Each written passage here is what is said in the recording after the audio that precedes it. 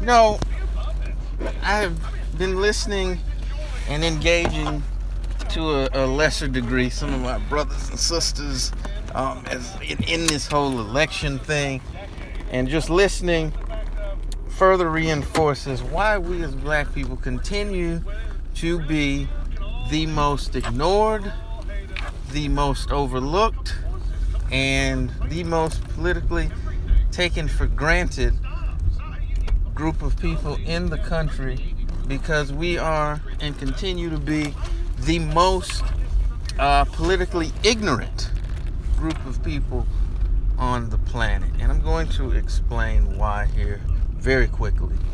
Now, here's my thing.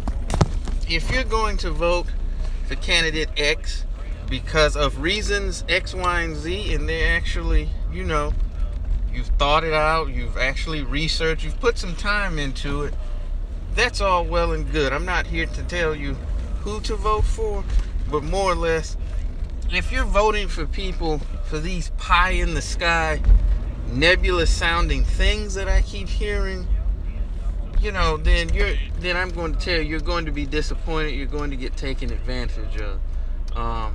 And that's the problem. I'm listening to people saying why you should vote for candidate X, and they give,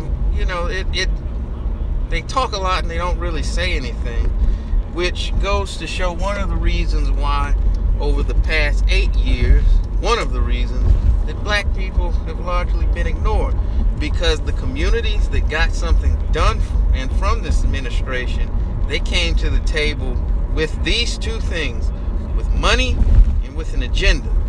And we didn't.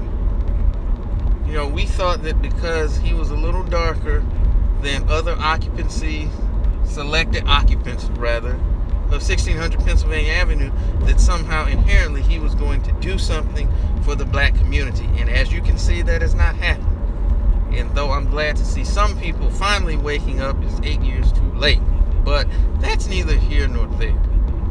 What I'm hearing and what I'm seeing is kind of disturbing, because I can see at the end of the day, in 4 or 8 years, we'll be right back having this exact same discussion with a new group of puppets, and nothing will have changed, because our mentality on voting, on politics, on how to get things done has yet to change. And until it does, we'll be, politically speaking, in this particular predicament that we're in. Personally, I'm not voting. I'm not telling you not to vote.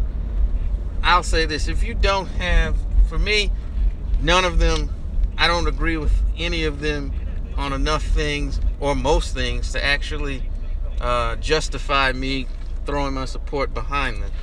And since I don't, I am not going to vote. So for me, it's pretty easy. So, don't just vote just to vote, or because, you don't want this person to win or whatever. You should really vote. That's kind of, you showing your support. And let me say this before I go, that if you are just, I'm trying to figure out how I want to say this. If you're voting just for a group just because you've always voted for said group, or your family has always voted for said group, then you're voting for the wrong reason. I'm not voting, and I think that groups take advantage and just assume that we're going to vote for a certain group of people. But that's my take on this. I don't want to ramble on too long. Let's discuss it in the comment section. Peace.